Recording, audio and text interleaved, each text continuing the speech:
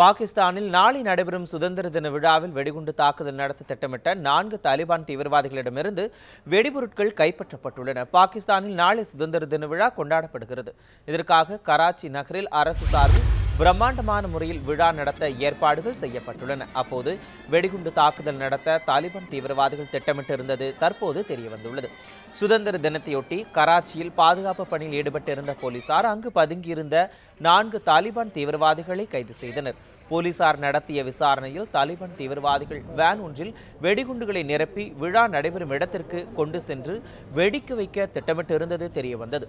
தீவிரவாதிகளிடமிருந்து van, ஒரு motor cycle, வெடிகுண்டு தயாரிக்கும் கருவி ஆகியவை கைப்பற்றப்பட்டுள்ளன. இந்த சம்பவத்தை அடுத்து கராச்சி நகரம் முழுவதும் பலத்த பாதுகாப்பு ஏற்பாடுகள் செய்யப்பட்டுள்ளன.